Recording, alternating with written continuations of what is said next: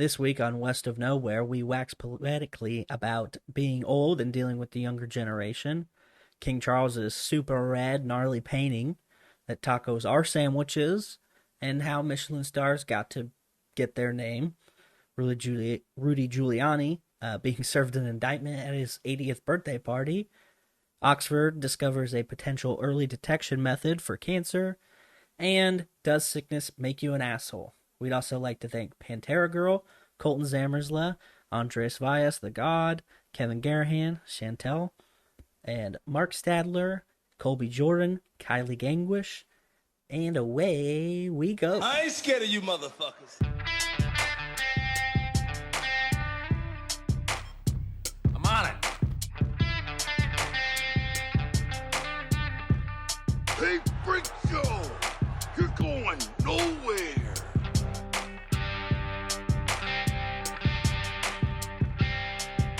We'll do it live! Fuck it! Welcome back, kids and coaches, to another episode of West of Nowhere. I am Levi. And I'm Shane. Yeah, and we're back. I don't know if you can tell, but I'm a fucking graduated boy now, so if I look more distinguished, it's because I'm educated. Yeah. I really Yep. feel like the Hawaiian esque shirt gave it away. Like you swapped over from caring to just being like, I'm wearing Hawaiian I'm shirts a now. Fucking adult now. I can wear Hawaiian t-shirts and not care. I've entered the adult phase of my adult phase of life, you know. There you go. Yeah, so actually I should probably read comments before we start talking about Yeah, let's random go. shit. Yeah. All right. Kylie, first in. She's first into the party and last to leave, you know what I'm saying? She says, thanks for the Mother's Day shout out, and then has a smiling emoji, and followed that up with Bluey is the best, which is like the ultimate parent combo comment, right? Like, Yeah. thanks for the Mother's Day thing, and also Bluey's amazing. Like, that's, you can't be more of a parent than she just was just there. The only more parental thing she could have done is somehow she could have posted a video of her kids doing weird shit while she just watches them. Yeah. Yeah, that would have been. But you can't do that in YouTube comments, so whatever. And then T-Ferg is back and says, sorry I was on a break from social media when you guys posted your last video. I'll try to make up for missed comments in future episodes. You don't need to feel obligated to do that, but No, bullshit. You're obligated. At least 2 comments a video. Or else. That's actually not crazy. 2 a video, I think At it's least. pretty good. And he says, and yes, I count YouTube as a form of social media.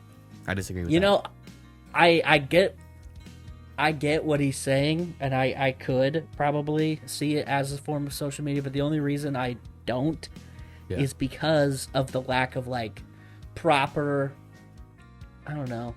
I mean, I guess in the form of Twitter is considered social media, but I don't, because there's some that are more personal. I feel like the more personal you are, the more of a true social media it is.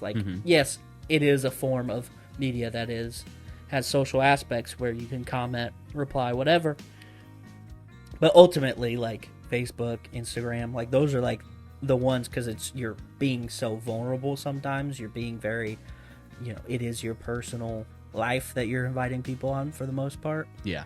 Other times it's just people getting in fights for World Star videos and stuff, but we like those too. It's social aspects, okay? He continues, if I was to walk into a thing expecting an awesome Bluey experience to see very poor costumes, I'd be pissed too. What? Yeah, I don't know what this is about. Maybe that's a reference. Callback? That's a callback to that Willy terrible Wonka Alice in thing? Wonder. Yeah. There we go, Willy Wonka. Yeah. Okay. All right, let us know, T-Ferg, if that's what was happening, because I don't remember. Mexican Wednesday will be the best inside joke for that group. Yeah. Are you still doing it? Yeah, definitely. What's funny is I completely forgot to mention that that same weekend we were hanging out on a Friday at somebody else's house, and one of the guys there is Taiwanese. Yeah. And I was like, yo, it's fucking Taiwanese Friday. Oh, fuck. You're just going to change it to every cultural group you encounter that Well, weekend? we only have a couple, everybody else is white, so we gotta make everybody else feel special. Come on. You don't want to like get into the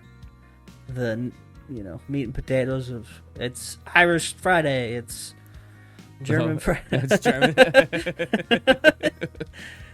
I mean, the rest of the days of the week, besides, the 10th of May and then, 2 days later, or the following Friday of that, that's Taiwanese, or that Saturday is Taiwanese Friday. Yeah. So the rest of the year is mine. So like I don't, Oh, just... got it. Tifer continues, says, "We gotta go back, Marty," and then in parentheses he puts talking about the going back to read all the comments ever written in one go. Oh, okay, so it's like a Back to the Future reference. I got it. In one go would be impossible. No, there'd be no way. Like it would take us multiple episodes. Yeah. Yeah. We had to string them out. Keep you guys, just nibbling. It's a real fishing technique. You gotta bait them a little bit. Says, so speaking of crappy movies, apparently Marie Windsor, the Queen Bee of B movies, was born in Piute County, Utah. My daughter was assigned the county to do a report on the county, so I learned some random facts while helping her today. Oh, all right. Okay. I don't know who Mary Windsor is, but it's the Queen of B movies, apparently. Come on, well, said it. Also, the president of Taiwanese Friday. Yeah. See. I love it. He says, one of the worst movies I watched on Netflix was a movie talking about a time someone tried to take pictures of fairies playing with his daughters and how they were supposed to be authentic. It was the most boring movie I ever tried to watch. I feel like that movie is based on a real story, like not the actual taking pictures of fairies, but when I did that hoaxes episode of Remedial Scholar, yeah, I talked about the fairies, the photo fairies, and I think it's the same guy. Okay. I haven't watched the movie, so I don't know. But T-Ferg, let me know. In Gorilla versus Grizzly, I'd side with the gorilla. God damn it! Let's go, dude. 4 opposable thumbs and the ability to use tools. They don't fucking fight like that, though. Why is everybody... This is what I'm saying, though. Everybody's always like, fucking, we could teach them... Like, that's not what I'm saying. Wild grizzly, wild gorilla. Gorillas don't use tools to fight. Otherwise, we'd be reporting that shit on the daily. They're arming... Planet of the Apes is upon us. We're fucked. Like, that's not how they fight. Listen so here. dumb. King Kong is a wild gorilla, and he fights with an axe. Yeah, he's not real. So prove it. There's King Kong versus Cocaine Bear. Let's go. Let's go. That's the new spinoff in the drug animal universe. Dude, the problem is that Cocaine Bear is like fucking a regular sized bear. Yeah, but he's on cocaine, and that makes him invincible. I don't know, because I've never done cocaine, but I... You've seen... fuck, what's that? It's the movie with Natalie Portman in it, and the alien rock comes down to Earth. Oh, Annihilation? Yeah. The fucking bear? That bear that screams and talks like a woman or whatever the fuck, dude. Don't like that. Hate it. Fucking hate it. That fucking creeped me out so much. I was like, this is the worst. Like, yeah. To this day, I get like fucking heaves when I see like memes about that. Fucking, yeah, not a fan. Yeah. T-Fur continues, says, my favorite Fallout is a tabletop RPG that I listened to on the Unexpectables YouTube channel. Taking place near St. Louis, there's a character currently training to fight a Deathclaw and hand-to-hand to overcome his fear of Deathclaws. Gotta tell you, real bad way to do it because he's gonna die, but, I guess his fears will be overcome when he's dead, so... Yeah, you're not afraid if you're not alive. Yeah, exactly. The dress guy tries to kill his wife, yet another example of why women are picking bears. Yeah, who would have thought? Guy with a crazy dress, not the safe one, And last comment, he replied to himself also, but he says, the poster for the Am I the Asshole is the asshole. He must have some sort of trauma or something to react the way he did, though. And then he replied, oh, look, if I listen, he himself talks about his own trauma. Dude needs some therapy. Facts, yeah. So anyway, yeah, that's those comments. If you hear us talking about something and you're like, hey, I wish I could respond to them, and you're just listening, go to the YouTube, which is in the link tree, and you can leave a comment. And just, if you disagree, agree, whatever. If you think I'm an idiot for thinking bears would slice up a gorilla, yeah, fucking let me know, and I'll tell you how wrong you are. But yeah, and we even have an email if you really just want to get long-winded with it. You can email us. Yeah.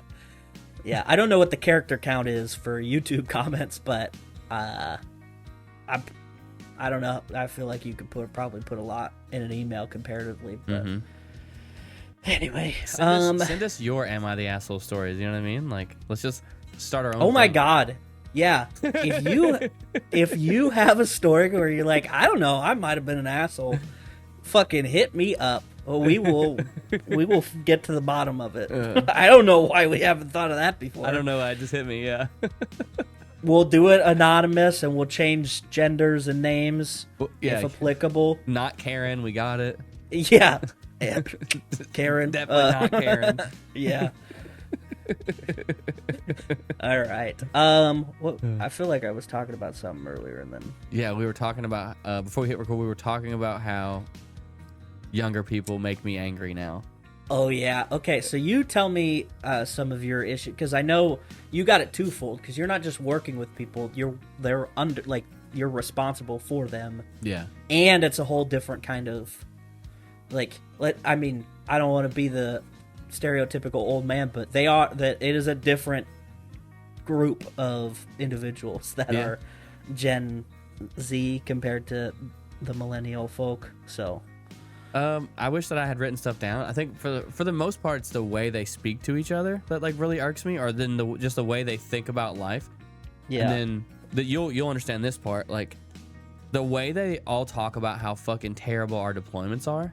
Yeah. Like, and just so everyone listening knows, I'm in an expeditionary squadron, and deployment means I have my own hotel room with Wi-Fi and my own shower, and I get to go back to a room every night and sleep, okay? And that shit is not terrible, because we get per diem. You get paid an extra amount of money per day. In case you don't know what per diem means, sorry. Just to Carpe be diem. Out. And like hearing them talk about how fucking just how terrible deployment is, and I mean, none of them have been on a boat. And if you try to go, hey dude, it's really not that bad. Like, you've never been to the boat. You're just like taking away from like what I'm going through. It's like, I'm not, it could be so much fucking worse. You have no clue. Right. Yeah. So it is crazy to me because like I was talking to you before, and I said that I work with people in a younger generation in a different, aspect. Like it's a different animal, civilian life versus military life. And like, I'm very careful not to be like, you guys don't know how good you got, blah, blah, blah, blah. Like, I don't want to be a nagging old person. But sometimes they just they just bring it out of me, and I'm like, no, you are making me this monster. I don't want to do this to you. But like, and I work with, not so much anymore, but when I was like doing cashier shifts and I was talking to people also doing cashier shifts, mostly, all but two of them were younger than me, and the two that were older than me were old ladies. So, like, it was a very odd position for me to be in, because I'm like the grandpa of the group now. So I'd be like talking to them and listening to how they approach things and how they, like, I don't remember being that completely clueless about how like things are working, what people are doing around, like the social situations that they're in. Yeah. This one girl was coming to me like always talking about this and that, whatever problem she's having, and I would like reiterate, like say things that I'm like, this is probably what's going on, this is probably what that person's thinking, having been there myself, whatever. And then she would just not listen, and then I would go reflect on it. I'm like, were the adults in my life right the whole time? Like, it was like, was I just that stubborn and young and dumb? Like, there's no way, but maybe, I don't know. So yeah, it boggles my mind, and I just don't I don't get it. I try, but I'm too far removed from it now, I think. Yeah. My recent problem child, they've only been in the squadron for a couple months, and we have not made them do anything because they aren't qualified, so they can't really do much. Right. And they're like they're on the way. They're about to get out because of we've worked them too hard. Oh. And it's ridiculous. Like the other day, I came in the shop and I was like, "Hey, what are you doing?" And they were like, "Oh, I'm just sitting here." And I was like, "Well, no one else is in the shop, and you have 0 claws, so why are you in here?" Yeah.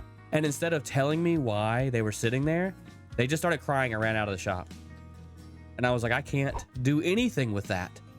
Yeah. Like, tell me why you're in here. And then so they went and got somebody else, and somebody else came and talked to me like, "Hey, you know, they have this going on." I was like, "That's cool." I just asked them a question. Yeah. They could have just answered the question, and then I would have went about my day. Yeah. Like, okay, all right, sounds good to me. I'm gonna go sit down and do paperwork. But this like not being able to deal with stress thing is kind of annoying to me. Like, I'm not gonna lie. Like, I don't know. Like, I hate to sound like that old person, but like, life for me has been stressful like my entire fucking life. And then I joined the Navy, and I was like, this shit's easy. This is way easier than real life. You just fucking show up to your job. Yeah. So to see people come in and go, "We work too hard. We work too much. You guys run us ragged." It's like, I can remember working 8 to 6, like working a day check shift, and then getting 16 to 24 watch, and then then being expected to be into work an hour, 2 hours late ish. Yeah. Like, and you can't do that anymore. We're like there's like really? The new instruction is we can't like work them for more than 14. So if they have if they're working and they have a watch, we have to give them time off before the watch. That's crazy. Like that used to be like a hookup if somebody decided to get you extra time off. That was like, oh shit. That was your LPO like trying to be like not a dick. Yeah. Yeah. That's crazy that it's like. I mean, yeah.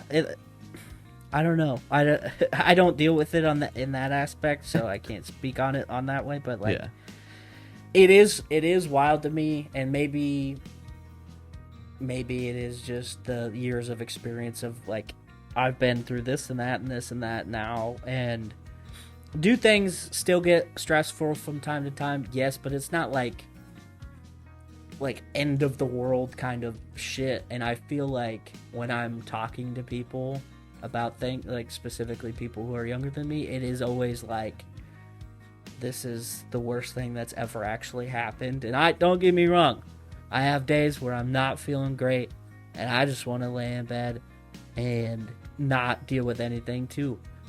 But I don't, because I just can't. Like, I'm like, I got shit to do, and I don't know what that is, but it's weird. Yeah. I don't know. Yeah. It's just not the way the world works. Yeah. I don't know. Yeah. Like, for me, recently, what I've been trying to deal with, and I've been really fighting it, and it comes out sometimes, and, you know, maybe that's just a part of being a parent, but, like, Emmett, man, is just, like, so terrified of everything as an 8-year-old that I don't remember being scared like that. I remember being too scared of my mother, or too scared of whatever boyfriend she was with that week. Yeah. To, like, be scared of anything else. Like, right. Just as an example, Friday afternoon, I picked him up. We come to the house. I was like, "Hey, bud, grab your stuff, change. We're gonna go back and change, get in the truck, and we're gonna go to the store because I'm gonna get you some Pokemon cards. We're gonna go through them. We're gonna put them in sleeves." Shit. Yeah. Hell yeah. Good day. We get in the truck, and he just starts. He's buckled in. I start the truck, and he just starts screaming. And and he's not saying anything. He's just screaming, and I was like, "What are you doing? What is going on?" Yeah. I had to yell at him to shut up and go. And that scared him when I yelled at him, and he was like, "Ugh." And I was like, "Dude, what are you screaming about?" And he pointed. What's the issue? And it was a fucking mosquito hawk just sitting on the window, not flying around, just sitting there. Oh. Dude. I was like, "Don't blow up, don't blow up, don't blow up." like I got out of the truck, opened the door, smacked the mosquito hawk away, and closed the door, and then had like a 5-minute conversation with him about how like screaming in any situation to do with animals especially doesn't help anything. No. Yeah. Like, I don't know. And it was just sitting there. It was just sitting. It wasn't flying or anything. I can't talk too much shit. My dad used to chase me around with snakes, so That's fucking different. I used to scream at animals all the time. Yeah, I was talking to my brother about this the other day. When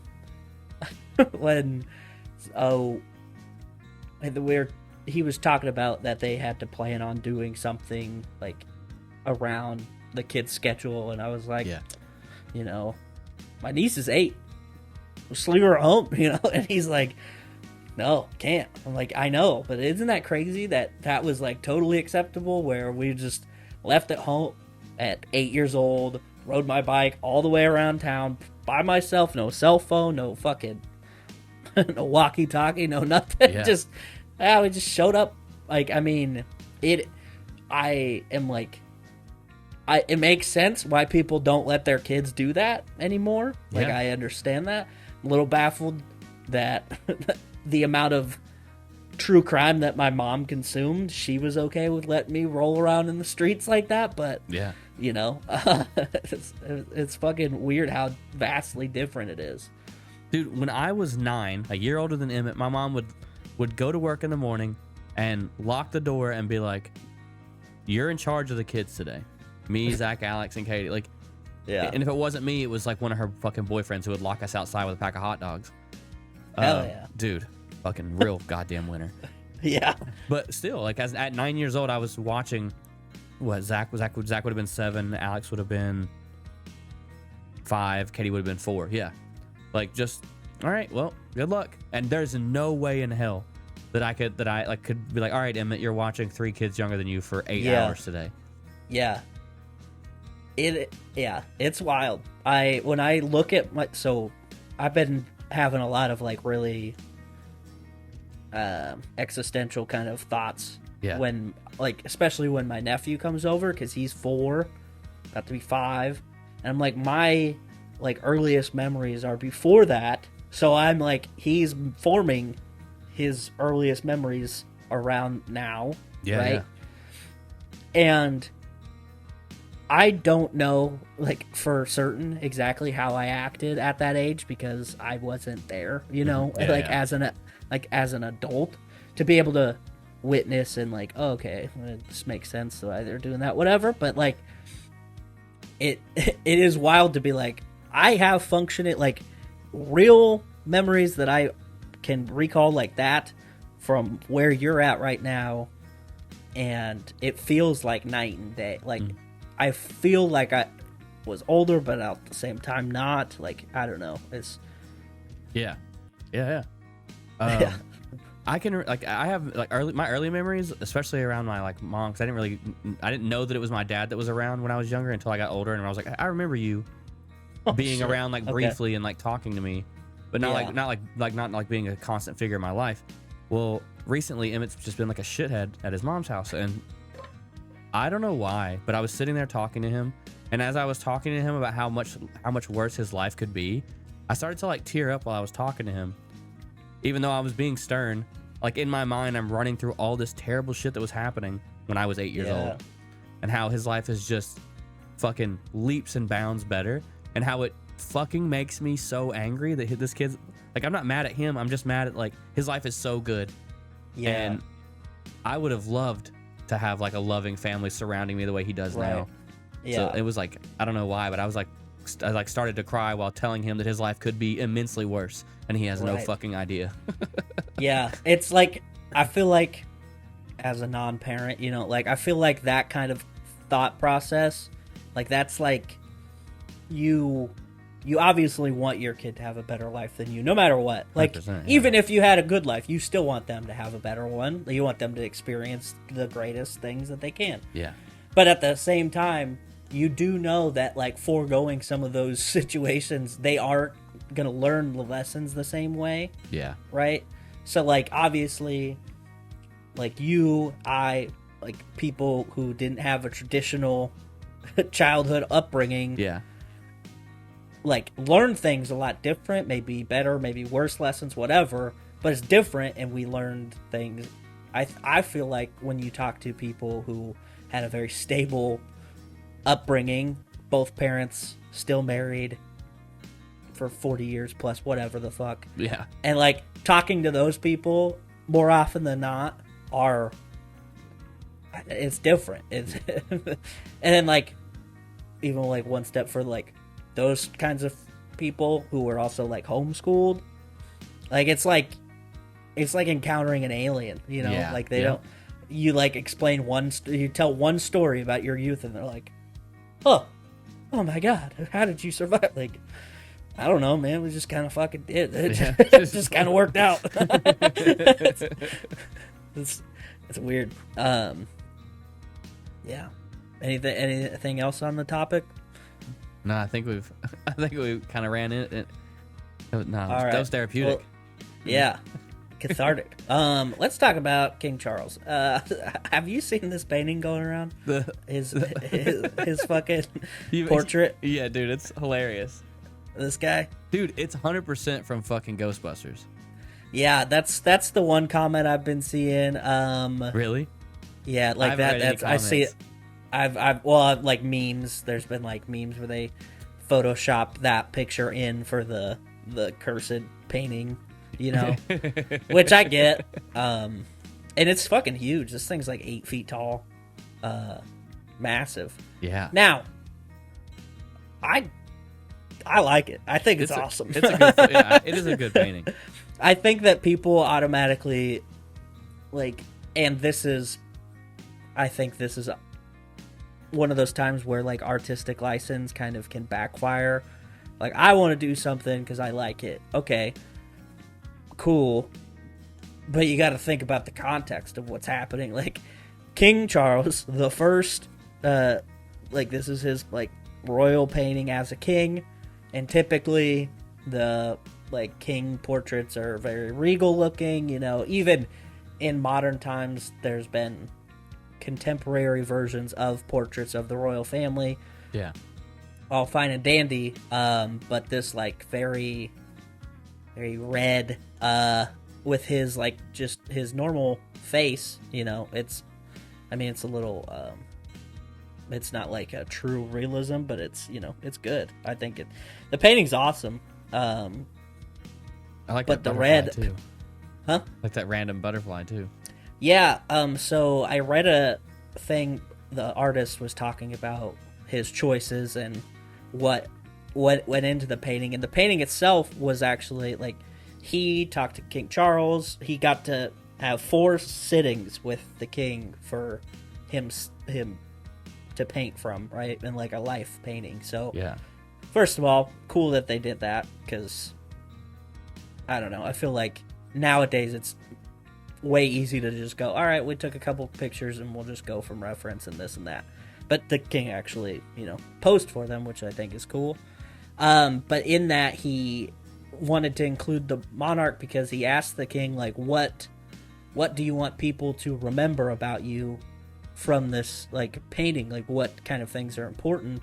And so the butterfly is, I guess, part of his, like, love for like the environment. Like, he's environmentally conscious. Yeah. But then also you think about a butterfly and its stages, you know, does the whole cocoon shenanigans and then breaks out, free butterfly, and he has obviously been a caterpillar for a long time because now he's a king, monarch, butterfly. Yeah. King, you know. And then I was reading about why the stylistic approach for the red and stuff, and he said that he put so much attention into the detail on the medals because he's wearing his like military outfit, right? Yeah. And he put so much attention into the medals and like making them look as good as he could, but he realized that because they are medals, they do shine, they are very, you know, regal looking, that they had too much contrast with the face. They were pulling too much attention away from the face, so he just did this like red abstract wash over everything except for the face and hands, to mute everything. In the jacket in the painting is red anyway. Like, there's pictures of him wearing that jacket. I think it was when he was his coronation as the Prince of Wales in the 70s. That's where that jacket's from. Yeah. and it's red as fuck. Like, it's red with gold trim, blue sash. You know, it is like the Cinderella Prince Charming thing, you know. And I feel like people would have been mad, like would have made these like weird, it's blood because it's the, you know, it's the English crown. They got all their colonization. It's the blood of all their enemies, basically. Yeah. I like that. So, like, I feel like they would have jumped to those conclusions anyway, but I don't know. I think it's fun. So, I gave it a 10 out of 10, you know. Yeah. And I think it's fun that there's more of these kinds of portraits going on because, like, we get it. You could paint realistically all day long, but do something fun. Like Barack Obama's portrait where he's, like, in, like a shrub bush or something like that. I don't know. Hold on, I gotta find it. In a shrub bush. Yeah, you'll see what I'm saying. Okay. Yeah, right here. Fucking. Oh wait, I gotta click on the thing. Oh, wow. Yeah, he's just chilling in the bush. He's just hanging out. I mean, it's like the picture of him is well done, and it's just a different environment than what you'd expect, but. I kind of dig it, you know? I'm glad we're doing something a little more exciting than just a fucking regular old portrait. But anyway. I do like that. It's different, yeah. Yeah. So, have you seen the Dublin, New York portal? There's a... What? There's a portal. A portal opened up in New York City directly connecting to London, or not Dublin. Let's see. There's only this picture. So it's just a screen that is simulcasting between the two. That's crazy. Yeah, and so people can react in real time. Now, in typical American fashion, we got it shut down temporarily. So... Right away, some funny things that happened. Right away, somebody in Dublin held up a photo of 9/11. Oh, come on. It's just fucked up, but kind of hilarious. And then, you know, not to get slept on, New York fired back with the OnlyFans model that showed up and flashed Dublin. She just walked up, tits out, shaking them for like probably, I don't know, 10, 15 seconds, something like that. And that was too much. That shut it. They were like, we're gonna shut this thing down for a little bit. Yeah, so pretty cool. Pretty cool that we're. Damn you know, it. Who was she? Cultures so I know that how to are avoid just. her? Yeah, where can I make sure to stay away from her at? Yeah. I guess it's kind of fun that they're trying to do stuff like that, but also hilarious that it just went downhill so fast, you know, in typical human fashion. We found a way to fuck up something neat. I mean, So yeah, that's why you can't have nice things. it is why you can't have nice things. Let me I got two quick things. Okay. Number one, are tacos and burritos sandwiches? No. Well, a judge ruled that they are in fact sandwiches, so Oh, dude. suck it, nerd. Colton is going to be pissed. So, yeah, I guess. So an Indiana judge declared that tacos and burritos are Mexican-style sandwiches, has cleared the way for opening of a restaurant, which this person's trying to open a sandwich bar style, which is, you know, fine, but then they also wanted to serve Mexican food, and that apparently was an issue. Like, that's not a sandwich, and your permit's for sandwiches. And so Oh that my we gosh. got taken to court. And they're Okay. like, actually, it is. So I like it for that reason. I like it. Yeah. Pretty fun. Yeah. Also in taco-related news, a tiny taco stand in Mexico earned a Michelin star. No which is way. Yeah. That's wild. Isn't that badass? Yeah. I mean, I feel like most taco stands I've frequented at 2 a.m, probably deserve a Michelin star, if we're being real. Some of the best food I've ever had. Dude, in Key West, I don't know if the guy's still there or not, but every time I've ever been, there's been this one random dude selling fucking hot dogs or sausages, essentially. Yeah. Super on late Duval at night. Street or what? Yeah, on Duval, yeah. Okay. I don't know if I remember that. And they're always fucking great. Probably because I'm inebriated, but I remember them always tasting phenomenal. Yeah. So that dude deserves a star, right? Yeah. Fucking get you here, Michelin. Get off your tires and go give that guy a star. That is such a wild thing that a tire company is out here awarding people like. It's not the same, is it? I know, but the thought process behind it is like, the more stars, it's worth more of a drive, which is tires. Is that real? I'm pretty sure that's some of it is like maybe not overall, but I have definitely heard someone talk about it before, where like the stars mean how much more worthy it is to drive to it, to go out of your way. Like more stars, this is worth going out of your way to get to. Oh, weird. Yeah, I don't know. Hold on, I'm gonna see. All Tire right. question mark? Yeah, holy shit. It is the same people. That's so weird. I don't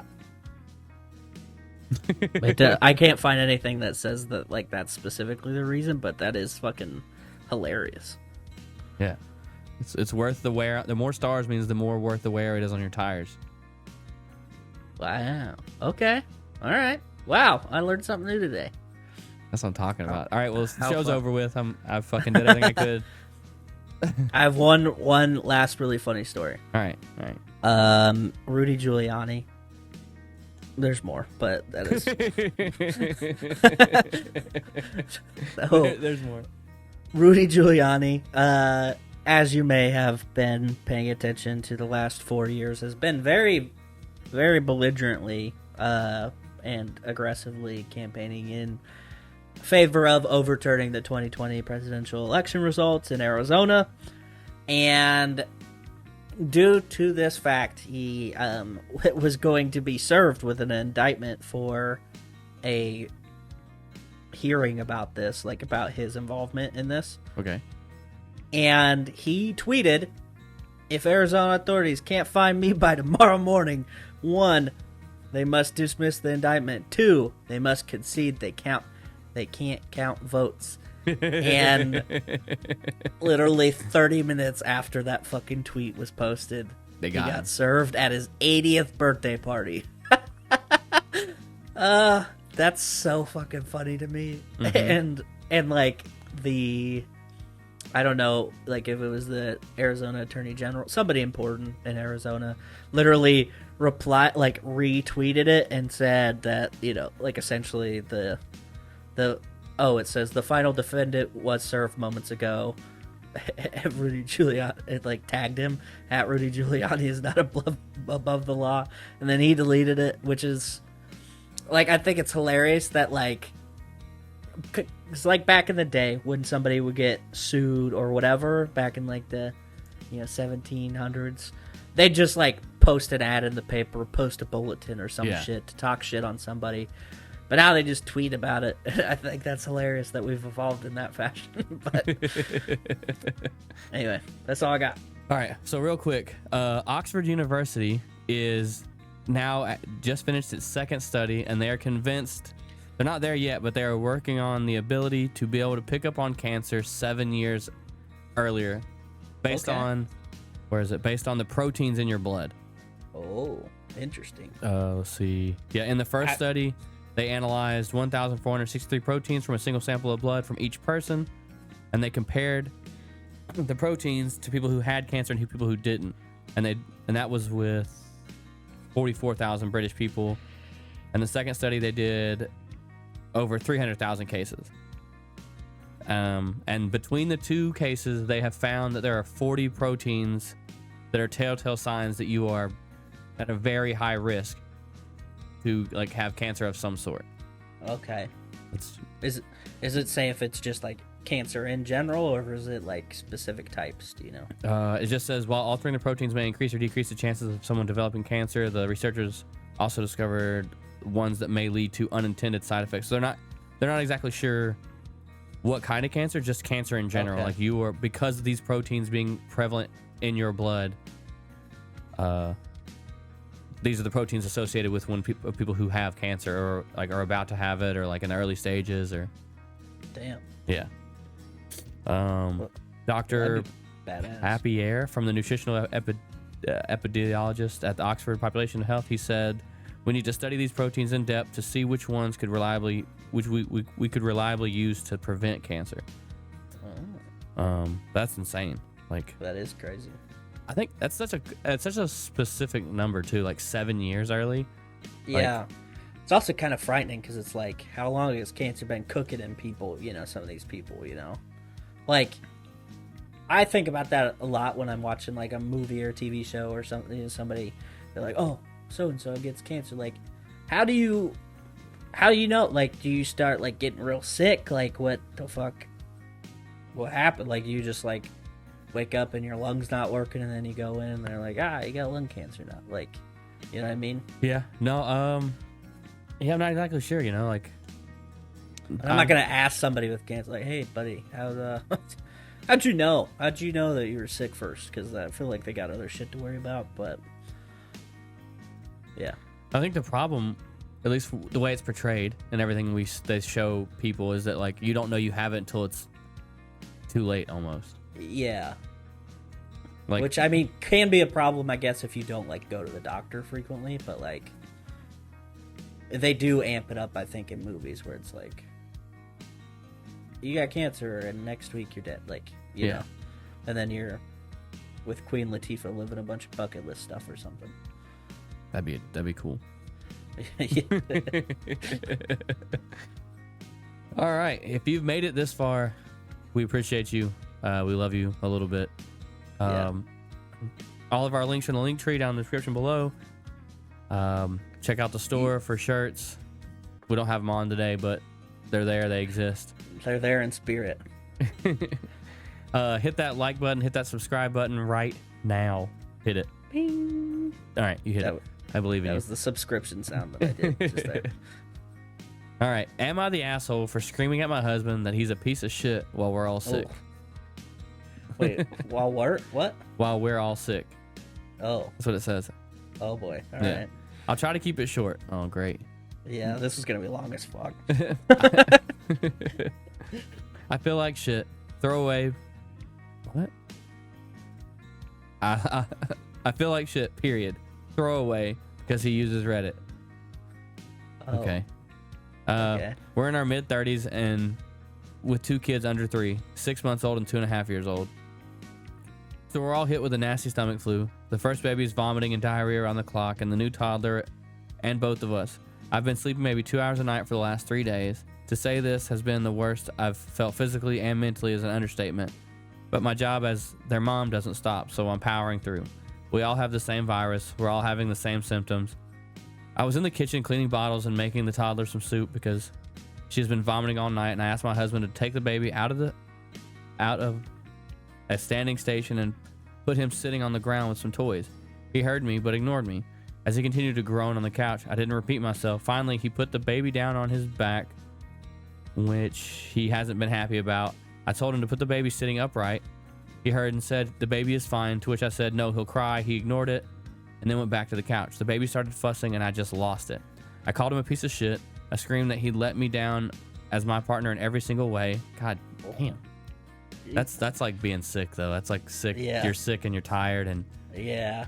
Yeah, you have like no electrolytes in your body. And Yeah. Just, yeah. I screamed at him in front of our kids. He yelled at me and said, "Why are you fucking cleaning?" Called me crazy and told me I'm a piece of shit back. I ran away in tears. I don't think he's a piece of shit, but I'm so hurt and angry, and it just came out. And I did feel let down in that moment.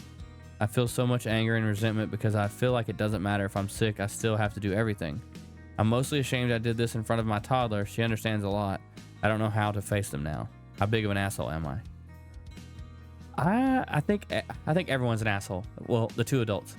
Yeah. Yeah. Yeah, I'll let you take the lead on this one, being a parent. Dude, It's it's rough, man. When the kid's sick and you're both sick. I don't think I've had that exact scenario, but like I have been sick while he's been sick, or like back when we were together, she was sick while he was sick. I don't think all three of us were sick at the same time, but it's rough, man. Like, you're tired, you don't feel good, the baby's crying, they don't feel good, you want to help, it's frustrating. I think in that moment they're both being an asshole, but just in that moment, like you're right. And obviously, like, she feels bad about it, so that's a good sign. Like, yeah, if she was just on there being like, "Fuck that motherfucker, he can't help me with, he can't sit up with fucking baby, I'm leaving his ass," then maybe she'd be a little bit of an asshole. But like the regret of the statement, I feel like is, I mean, it's a good step in the direction. You know? It's just very clear in that, like, in that second paragraph, you know, I screamed that he'd let me down as a partner in every single way. That's like, that's a clear, like, all or nothing statement, and you're just angry. Yeah, you're just trying to shatter some fucking windows at that point. Yeah. Like, it's very clear that it was like not like that there was no real substance. She didn't. If she did use like examples, maybe I guess, but like if what she says here is what she said, then you're just being vague because you're angry and irritated and tired and sick and that makes sense. Yeah. Well, I mean, that I feel like that one's not nearly as like wishy-washy as some of the other ones. Like, it's very understandable. It's a very real life. Like, some of these other ones are so, like, beyond my comprehension. Oh, I have a cabin in the fucking mountains and my cousin wants to get married there, blah, blah, blah. I'm like, I don't fucking speak that language, dog. But, like, I've been sick before. I've been angry. You know, I get it. Yeah. Nice work. Yeah. God, we're so good at this. Dude, we're getting real good, dude. I reiterate, I think that if you guys do have any situations that you're semi-confident that you might have been an asshole or somebody was an asshole to you, whatever, you got to tell us. We gotta figure something out. Yeah. No, I just send them the email. Is it in? It's in our link tree, isn't it? I don't know that the email is, but it's walkpodcast@gmail.com. Yeah, WOK. Yeah. podcast@gmail.com. Email us. Tell us your stories. Yeah, tell us your deepest, darkest secrets. Yeah, and if you don't care, we use your name. We'll use your name. If you want different names, just say in the beginning, use different names, and we will. Yeah, because I don't know why we never thought about that until today, but well, we have tens of listeners, so we got dozens. Yeah, that's true. That makes sense. Well, yeah. All right, is that it? That's it. All right, I have it up. Peace out, bitches. Tip your bartender.